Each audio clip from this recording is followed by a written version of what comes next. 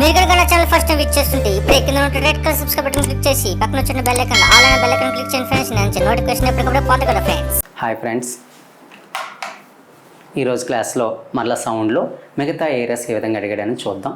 Already ముందు క్లాస్లో మనకి ఆడిబుల్ రేంజ్ పైన సౌండ్ క్యారెక్టర్స్ మీద ఎలాగ చూసాం. అవి టెక్స్ట్ బుక్లో 9th క్లాస్ ధ్వని అనే పాఠంలో ఎక్కడ ఉన్నాయో కూడా మీకు క్లియర్గా చూపించడం జరిగింది. నెక్స్ట్ అలాగే ధ్వని వేగం మీద ఏ విధంగా అడిగాడని నేర్చుకోవడం జరిగింది. నెక్స్ట్ మనం ఏం నేర్చుకున్నామంటే ప్రాబ్లమ్స్ ఎలాగిస్తున్నాడో నేర్చుకున్నాం. ఇప్పుడు ఈ స్లైడ్లో మరికొన్ని బిట్లు, డైరెక్ట్ బిట్లు అనేవి ఎలా వచ్చాయి సౌండ్ అండ్ లెసన్లో చూద్దాం. ఓకే ఫ్రెండ్స్, అవి టెక్స్ట్ బుక్లో ఎక్కడ ఉన్నాయో కూడా క్లియర్గా మీకు చూపిస్తాం. చూడండి friends, calculate the wavelength of a sound wave as frequency 200 Hz and its speed is given 400 m/s. చూడండి, సో సౌండ్ నుంచి వచ్చి మరొక మోడల్ ప్రాబ్లం ఇదే. క్లియర్గా అది ఇచ్చాడన్నమాట. calculate the wavelength of a sound wave whose frequency 200 Hz, speed 440. క్లియర్గా text book ఏది ఉందో ఆ మోడల్ ఇవ్వడం జరిగిందన్నమాట. డైరెక్ట్ టెక్స్ట్ బుక్ బిట్ అన్నమాట ఇది, డైరెక్ట్గా అనమాట. సో ఇప్పుడు అక్కడ చూసుకుంటే మనకి ఏం అడిగాడు, మనకి తరంగ దైర్ఘ్యం ఎంత అడిగాడు, వేవ్ లెంత్ అంటే మనకు వేవ్ అనేది ఇలా ఉంది, ఈ లెంత్ అంతని అడిగాడు. సో మనకు ఆల్రెడీ మనం చెప్పుకున్నాం sound speed formula v = new ల్యాండా. ఓకేనా, అప్పుడు మనకి ల్యాండా = ఏమవుతుంది, v/న్యూ అవుతుంది. అంటే మనకి ఈ ప్రాబ్లం ఎలా సాల్వ్ చేయడం కోసం ఫస్ట్ మీకు ఫార్ములా తెలిసి ఉండాలి. ఆ ఫార్ములా తెలిపితే ప్రాబ్లం సాల్వ్ చేయలేరు. సో ముందు మనం ఏం చేస్తాం, ఫార్ములా రాసుకున్నాం. వాటితో సౌండ్ అండ్ లెసన్ ఉన్న ఏకైక ఫార్ములా ఇది ఒకటే. 2 ఫార్ములాస్ ఉన్నాయి, అందులో ఇది ఒక ఫార్ములా. v = ఏంటమ్మా, న్యూ ల్యాండా. కాబట్టి సౌండ్ నుంచి కానీ ప్రాబ్లం వస్తే మీరు చాలా అదృష్టవంతులు. ఎందుకంటే అతి తక్కువ ఫార్ములాస్ ఉన్నది ఏంటంటే సౌండ్ లెసనే. కొన్ని 3 ఫార్ములాస్, ఆ 3 మీద అడగాలి, ఇంకా వేరే అడగడానికి అవకాశమే లేదు. ఓకేనా, అప్పుడు ల్యాండా = ఏమొచ్చింది, v/న్యూ. ఇప్పుడు డేటాలో లెక్కలో v ఎంత న్యూ ఎంత రాసుకున్నాం అనుకోండి, ప్రాబ్లం అయిపోయినట్టు. మనకు భాగాహారాలు వచ్చు కదా, చిన్న చిన్న భాగాహారాలు ఇస్తాడు, అది కష్టమైన కూడా ఇవ్వడు. చూసుకోండి ఒకసారి, v ఎంత ఇచ్చాడంటే ఓకేనా 400 m/s. v ఎంత ఇచ్చాడమ్మా, 400 m/s. ఇది v అనేది. నెక్స్ట్ పౌనఃపున్యం న్యూ ఎంత ఇచ్చాడంటే 200 Hz. చూడండి ఎంత simple problem. New 200 Hz, v 400 m/s. So ఆ రెండు సబ్స్టిట్యూట్ చేద్దాం. 400 m/s, 200 Hz. ఎంత చిన్న పిల్లడైనా చేస్తాడండి టక్. ఎంత వచ్చిన ఆన్సర్ మనకి 200 నుండి 400 అవుతాయి, రెండే కదా అవుతాయి. సో ఆన్సర్ 2 meters అయిపోయినట్టే. సో అది అలా టెక్స్ట్ బుక్లు ఇచ్చాడు, అదే మోడల్ అడిగాడు. కానీ టెక్స్ట్ బుక్లో అడిగింది ఏంటి, 440, 220 ఇచ్చాడు. చూడండి టెక్స్ట్ బుక్లో అడిగింది సాల్వ్ చేద్దాం ఒకసారి. సో ఇక్కడ ఇచ్చిన వాటిలో ఆన్సర్ ఏమవుతుంది అయితే 2 meters. అది కరెక్ట్ ఆన్సర్ మనకు అనమాట, 2 meters. ఇప్పుడు టెక్స్ట్ బుక్లో ఇచ్చిన ప్రాబ్లం అక్కడ సాల్వ్ చేద్దాం. టెక్స్ట్ బుక్లో మనకి ఏమి ఇచ్చాడు ప్రాబ్లం అంటే, టెక్స్ట్ బుక్లో ఇచ్చిన మోడల్లో ప్రాబ్లం ఏంటంటే v = ఏమో 440 m/s ఇచ్చాడు. న్యూ ఎంత ఇచ్చాడంటే 220 Hz అని ఇచ్చాడు. ల్యాండా కట్టమన్నాడు. సో ల్యాండా = ఏంటి, v/న్యూ అంటే 440/220. So 2 meters. చూసారు కదా, ఆన్సర్ సేమ్. ఇక్కడ 2a, ఇందాక ప్రాబ్లం కూడా 2a. వాల్యూస్ మారినా ఆ 2కి అడ్జస్ట్ అని ఇచ్చాడు. అంటే ఎంత బాగా ఇస్తున్నాడో ఒకసారి చూసుకోండి. ఓకేనా, అది డైరెక్ట్గా ఏవైతే టెక్స్ట్ బుక్లు ఉన్నాయో అవి ఇచ్చాడు అన్నమాట. సో ఇక్కడ మరొక ప్రాబ్లం ఉంది. A person is listening to a tone of 500 Hz sitting at a distance of 450 meters from the source of the sound. What the time interval between the successive compression and successive compressions from the source. ఓకేనా, చూడండి ఒక వ్యక్తి ఏంటంటే frequency ఇచ్చాడు 500 Hz. ఒక sound source నుంచి sound వింటున్నాడట. ఆ విన్నప్పుడు టైం పీరియడ్ ఎంత అని అడిగామట. కంప్రెషన్ అంటే తెలుసు కదా, ఇలా వేవ్స్ మూవ్ అయ్యేటప్పుడు మాలిక్యూల్స్ దగ్గరికి వచ్చాయి అనుకోండి, దాన్ని కంప్రెషన్ అంటారు. దీన్ని ఏమంటారంటే సంపీడనం. తెలుగులో ఏమంటారమ్మా, సంపీడనం అంటారన్నమాట. ఇలా దూరంగా ఉంటే దీన్ని ఏమంటారంటే రేర్ఫాక్షన్ అంటారు, లేదా విరళీకరణం అంటారన్నమాట. మళ్ళీ సంపీడనం అంటే ఒక సంపీడనం ఏర్పడి మళ్ళీ సంపీడనం ఏర్పడడానికి మధ్యలో ఎంత టైం పడుతుందని అడిగాడు. ఓకేనా, చెప్పాను కదా 2 ఫార్ములాస్ ఉంటాయని, అందులో రెండో ఫార్ములా టైం పీరియడ్ కావాలనుకోండి, t = 1/న్యూ. t = ఏంటమ్మా, 1/న్యూ అంటే 1/500. అది. సో పైన కింద 2తో మల్టిప్లై చేస్తారనుకోండి 2/1000 అవుతుంది. అంటే ఆన్సర్ ఎంత వచ్చిందంటే 0.002 సెకండ్. ఈ లెక్కలు కూడా మనకు ప్రీవియస్ ఇయర్ పేపర్లు అడిగాయి ఈ మోడల్ కూడా. అండ్ టెక్స్ట్ బుక్లో ఏవైతే ఇచ్చాడో మీరు అలా ప్రిపేర్ అవ్వండి, ఒక్క ప్రాబ్లం కూడా మీకు మిస్ అవ్వదు సౌండ్ నుంచి. ఓకేనా, నెక్స్ట్ ప్రాబ్లంలోకి వెళ్దాం.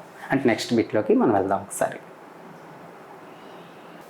చూడండి, what is the single frequency of sound called. చూడండి, ఒకే ఒక పౌనఃపున్యాన్ని ఏమంటారని అడిగాడు. ఒకే ఒక పౌనఃపున్యాన్ని సింగిల్ ఫ్రీక్వెన్సీ క్లియర్గా టెక్స్ట్ బుక్లు ఇచ్చాడనమాట. Single frequency is called tone. ఏమన్నాడమ్మా? టోన్. చూడండి, ఒకే ఒక ఫ్రీక్వెన్సీ ఉంటే దాన్ని ఏమంటారట? టోన్ అంటారా. ఒకటి కంటే ఎక్కువ ఉంటే దాన్ని ఏమంటారు? Note. So note is the అన్ప్లెజ్, అది ఇచ్చాడు చూసారా, mixture of several frequencies called note. చూసుకోండి, సింగిల్ ఫ్రీక్వెన్సీని ఏమన్నాడు? సింగిల్ ఫ్రీక్వెన్సీ ఏమన్నాడమ్మా? టోన్ అన్నాడు. మిక్స్డ్ ఫ్రీక్వెన్సీని ఏమన్నాడు? నోట్ అన్నాడు. చూడండి, note, mixed frequency, mixed frequency అంటే ఒకటి కంటే ఎక్కువ పౌనఃపున్యాలు కలిసి దాన్ని నోట్ అంటారట. ఒక పౌనఃపున్యం దాన్ని ఏమంటారట? టోన్ అంటారట. సో ఇక్కడ ఎక్కడ ఉందో టోన్ చూసుకోండి. సో ఇది ఆన్సర్ చూసుకోండి. ఓకేనా, టోన్ అంటే సింగిల్ ఫ్రీక్వెన్సీ. అందుకే మనకి ఒకే ఒక ఫ్రీక్వెన్సీ ఇచ్చేవి మనకి ల్యాబ్లో ఉంటాయి. అవి యూ ఆకారాలు ఉంటాయి. మీరు ఎప్పుడైనా చూసి ఉంటారు, చూసారా చూడలేదా? ఇలా యూ ఆకారాలు ఉంటాయి. దీన్ని ఏమంటారంటే ట్యూనింగ్ ఫోర్క్. దీన్ని ఏమంటారమ్మా? Tuning fork. శృతి దండము ఏమంటారమ్మా? శృతి దండము. అంటే ఒకే ఒక పౌనఃపున్యం మనం ఏమంటే శృతి అంటారు. తెలుగులో ఏమంటారమ్మా? శృతి. ఆ శృతిని ఇస్తుంది కాబట్టి, శృతిని కలిగిస్తుంది కాబట్టి దాన్ని ఏమంటే శృతి దండం అంటారు. ఇవి మనకు ల్యాబ్లో ఎప్పుడు చూసుకున్నా 8 శృతి దండాలు ఉంటాయి. ఎప్పుడైనా ఆలోచించారు ఎందుకు 8 ఉంటాయని? ఎప్పుడైనా ఆలోచించారా? ఏ రోజైనా సరే ఏ ల్యాబ్లో చూడండి, ఈ ట్యూనింగ్ ఫోర్క్స్ 8 ఉంటాయి. ఎందుకు ఉంటాయి? ఎందుకంటే సింగిల్ టోన్ ఇస్తాయి, సింగిల్ టోన్ ఇస్తాయి. అందుకే దీన్ని ట్యూనింగ్ ఫోర్క్ అన్నారు. అందుకే సింగిల్ ఫ్రీక్వెన్సీని టోన్ అని పిలిచారు. ఇది ఎక్కువ 10-15 సార్లు అడిగిన పెట్టమాట. ఓకే, ఎందుకు 8 ఉంటాయంటే ఇంకేం లేదు, మన అందరికీ తెలుసు సంగీతం అంతా కూడా స్వరాలపై ఆధారపడిందని. సా, రి, గా, మా, పా, దా, ని, సా. సాన్ డైటోనిక్ అంటాం అన్నమాట. కాదు పిచ్ అని డిఫరెంట్గా ఉంటుంది. దీని యొక్క ఫ్రీక్వెన్సీ ఎంత ఉంటుంది అంటే 256 ఉంటే, హెడ్జ్ ఉంటే, దీనికి ఇది డబల్ ఉంటుంది, 512 ఉంటుంది. దేనికైతే పిచ్ ఎక్కువ ఉంటుందో అది పొట్టిగా ఉంటుంది. కాబట్టి ఇచ్చిన శృద్దండాల ఇంట్లో పొడవైన శృద్దండం అనేది మొదటి సా అని తెలియజేస్తుంది, పొట్టి శృద్దండం అనేది లాస్ట్ సా అని తెలియజేస్తుంది. దాని మీద రాస్తాడు చూసుకోండి, 512 అని. అంటే 512 హెడ్జ్ ఉందంటే సెకండ్ సా అని అర్థం, 256 హెడ్జ్ ఉందంటే మొదటి సా అని అర్థం. ఈ విధంగా మనకు స్వరాలని వేడే, కానీ సా అని మళ్ళీ పలుకుతాం లాస్ట్, సరిగమ పదాన్ని సా. అందుకు అక్కడ 8 శృద్దండాలు ఇవ్వడం జరిగింది. అంటే ఒక్కొక్క శృతిదండం అనేది ఒక్కొక్క టోన్కి గుర్తు అనమాట. సా అనేదానికి ఒకటి, ఇది 288 ఉంటుంది, అలాగే 321 ఆ వాల్యూస్. అయితే ఇప్పుడు వచ్చి ఆ వాల్యూస్ అయితే అడగలేదు ఇంతవరకు, గుర్తుంచుకోండి. ఆ వాల్యూస్ మనకి ఇవ్వలేదు కాబట్టి అడగలేదు మామూలుగా, కాబట్టి గుర్తుంచుకోండి. టోన్ అంటే ఒకే ఒక ఫ్రీక్వెన్సీ, నోట్ అంటే ఒకటి కంటే ఎక్కువ ఫ్రీక్వెన్సీ కలిసి దాన్ని ఏమంటే నోట్ అంటే. క్లియర్గా టెక్స్ట్ బుక్లో క్లియర్గా ఇచ్చాడు అనమాట, tone single frequency, note mixed frequency.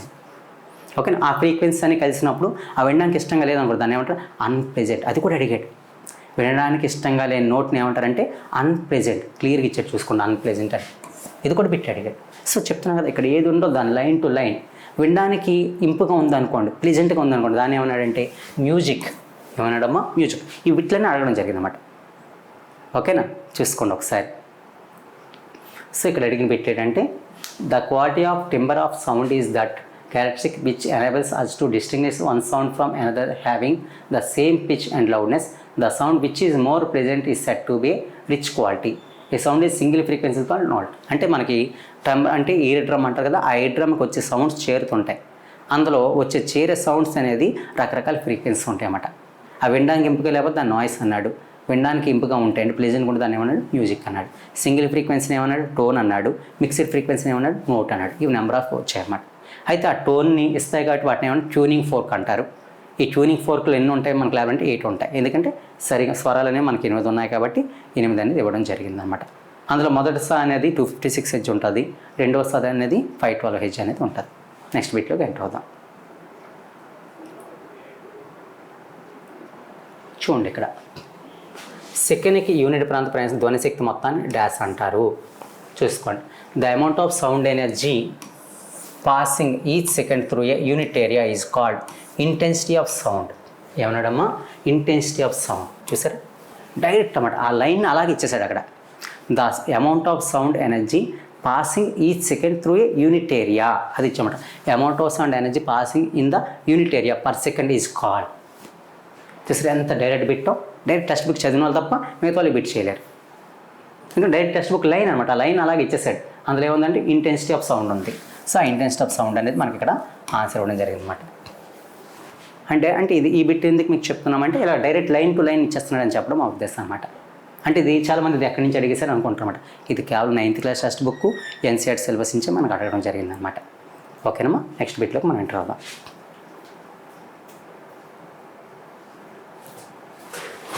ఇక్కడ బిట్ చూడండి. The persistence of the sound in a auditorium is the result of repeated reflection of the sound is called. అంటే ఆడిటోరియం ధ్వని యొక్క నిలకడని ధ్వని యొక్క పదే పదే ప్రతిబింబ ఫలితం మరియు దీన్ని డాష్ అంటారు అని అడిగాడు. చూసుకోండి.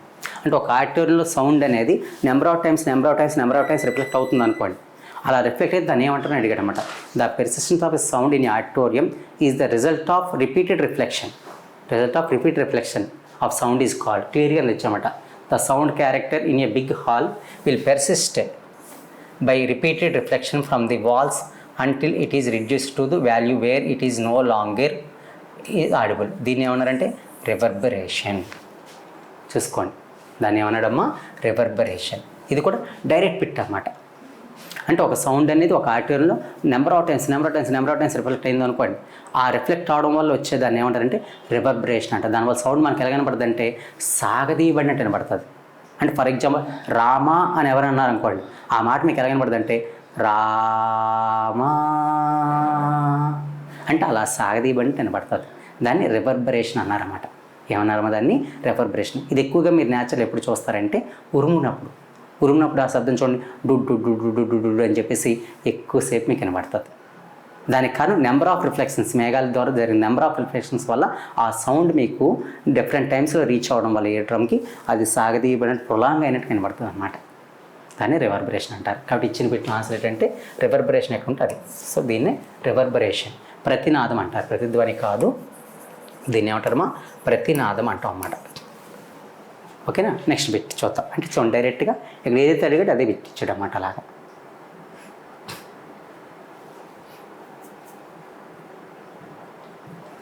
సి బిట్లో మీకు చూసుకుంటే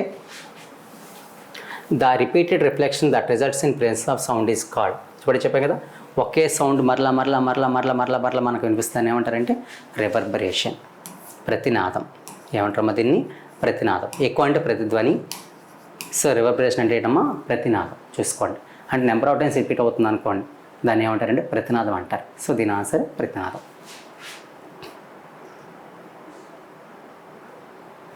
ఇక్కడ చూడండి, what is the repeated reflection of sound the walls of large hall which is results in the sound. ఇప్పుడు చెప్పాం కదా, ప్రతిధ్వనం, రివర్బరేషన్, ప్రతినాదం. సో దీన్ని ఏమంటారంటే రివర్బరేషన్ అంటారు. ఏమంటారమ్మా? రివర్బరేషన్. చూసుకోండి, ఇదే బిట్ ఎన్నిసార్లు అడుగుతున్నాడో, ఎన్ని షిఫ్ట్లు అడుగుతున్నాడో చూసుకోండి. ఇక్కడ చూసుకోండి, an echo come back in 3 seconds if the speed of the sound is 340 meter per second. What is the distance from the source of the reflecting surface?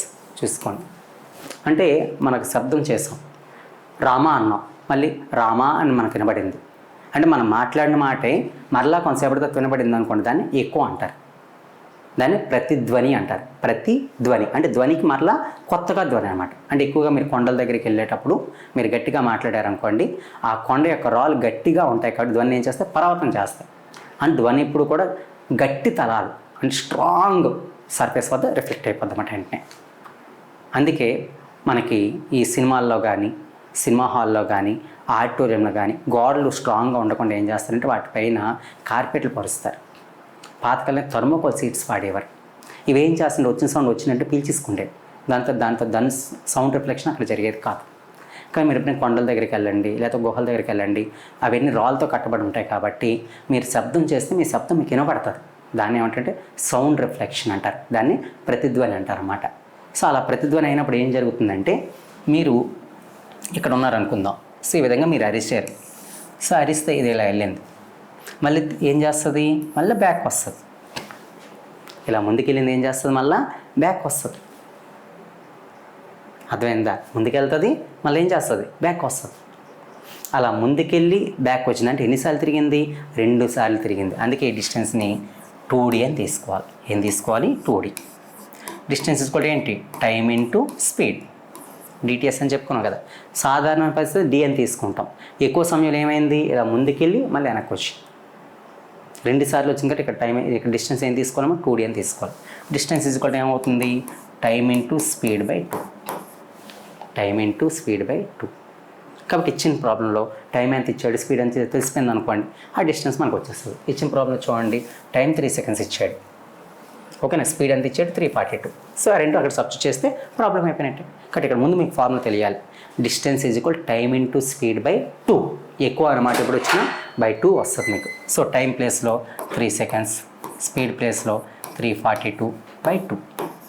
So 2తో క్యాన్సిల్ అయిపోతే 3 171 జా, 2 171 జా. సో ఇప్పుడు 3తో దీన్ని మల్టిప్లై చేయండి. 3తో multiply చేస్తే మనకి ఎంత వస్తుందంటే distance is equal to 171 into 3. So 3 1 జా 3, 3 7 జా 21, 2, 3 1 జా 3 అంటే 513 మీటర్స్. అంటే ఆ ఎక్కువ మనకు రీచ్ అయ్యింది, 3 సెకండ్లో రీచ్ అయిందంటే అది మన నుంచి ఎంత దూరం ఉందమ్మా, 513 మీటర్ల దూరంలో ఉంది, 513 మీటర్స్. సో ఇక్కడ 513 మీటర్స్ ఎక్కడ ఉంది చూడండి. సో ఇది కరెక్ట్ ఆన్సర్. సో అదే ఇక్కడ క్లియర్గా ఇచ్చాడన్నమాట, చూసుకోండి, ఓకేనా. మినిమం డిస్టెన్స్ ఎంత ఉండాలంటే 17.2 మీటర్స్ అంట. మినిమం డిస్టెన్స్ మనకి ఎంత ఉండాలమ్మా, 17.2 మీటర్స్ మినిమం. అంటే ఎక్కువ వినాలంటే మనకు ఉండాల్సిన మినిమం డిస్టెన్స్ ఎంత అంటే 17.2. సో క్లియర్గా ఇక్కడ మనకి ఇవ్వడం జరిగిందనమాట. సో ఆ ఎక్కువకు సంబంధించిన కాన్సెప్ట్ అంతా కూడా దీని నుంచి అడిగిన పెట్టి ఇదనమాట. కాబట్టి గుర్తుంచుకోండి, సౌండ్లో 3 ఫార్ములాస్ అన్నాం కదా, ఇదే థర్డ్ ఫార్ములా. ఫస్ట్ ఫార్ములా ఏంటంటే V is equal to N lambda. Second formula అంటే N is equal to 1/T. Third formula ఏంటంటే D is equal to time into speed by 2. ఈ 3 ఫార్ములాసే మీకు సౌండ్ అండ్ లెసన్లో ఉంటాయి. ఈ 3 ఫార్ములాస్ దాటి మనం బిట్ అనేది ఎప్పుడు ఇవ్వట్లేదు. కాబట్టి ఈ 3 ఫార్ములాస్ కంటెస్ట్ పెట్టుకోండి. సౌండ్లో ఎటువంటి ప్రాబ్లం ఇది చేయాలి. ఎక్కువ అనగానే ఇది గుర్తు తెచ్చుకోండి, టైం పీరియడ్ అనగానే ఇది గుర్తు తెచ్చుకోండి, స్పీడ్ సౌండ్ స్పీడ్ అనగానే ఈజీ కూడా అనగండి. అన్ని లెసన్స్ కంటే ప్రాబ్లమ్స్ చేయడం ఈజీ అయిన లెసన్ ఏంటంటే సౌండ్. అది మీరు కొంచెం అర్థం చేసుకోండి. ఈ 3 ఫార్ములాస్ మీద బేస్ అయి ఉంటాయి. అది టెక్స్ట్ బుక్ మోడల్స్ ఉంటాయి. టెక్స్ట్ బుక్ దాటి ఎక్కడ కూడా వెళ్ళాయి.